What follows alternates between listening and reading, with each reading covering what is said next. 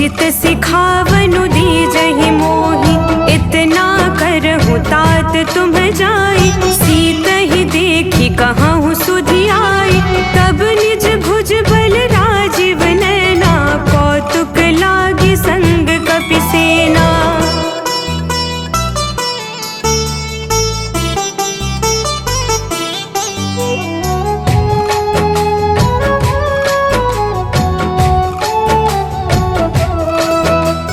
हनुमान तिहि परसा कर पुनि कीन्ह प्रणाम। राम काज कीन्हे बिनु मोहि कहाँ विश्राम। जात पवन सुत देवन देखा, जानो कहूँ बल बुद्धि विशेषा। सुरसा नाम अहिन के माता, पठेनि आई कहीं तेहि बाता। आजु सुरन मोहि दीन्ह आहारा, सुनत बचन कह पवन कुमारा। राम काजु कर फिर मैं आवऊँ, सीता कई सुधि प्रभु ही सुनावऊँ। तब तब बदन पैठी हई आई, सत्य कहूँ मोहि जान दे माई।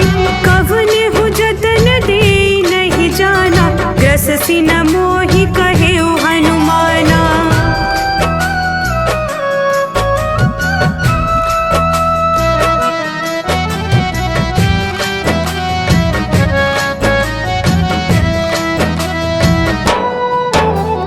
जो जन भरते ही बदनु पसारा, कपि तनु कीन्ह दुगुन विस्तारा। तोरह जो जन मुख ते थयउ, तुरत पवन सुत 32 भयउ। जस जस सुरसा बदनु बढ़ावा, तासु धून कपि रूप दिखावा। सत जो जन तेहि आनन कीन्हा, अति लघु रूप पवन सुत लीन्हा।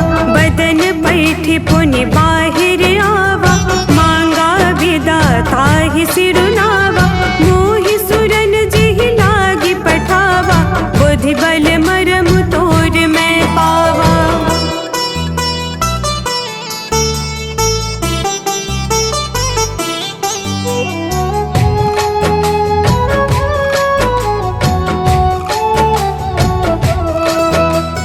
राम काजु सबु करी हहु, तुम बल बुद्धि निधान।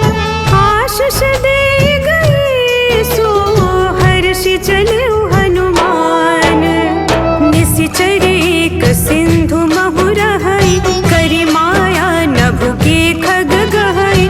जीव जंतु के गगन उड़ाई, जल बिलो के तिनके परिछाई। गहाई छाक सक सोन उड़ाई, एहि विधि सदा गगन चर खाई। सोई छल हनुमान कह कीन्हा, तासु कपटु कपि तुरत ही चीन्हा। ताहि मारि मारुत सुत बीरा, बारिधि पार गयौ मति धीरा। तहाँ जाय देखी बन शोभा, गुंजत चंचरीक मधुलोभा।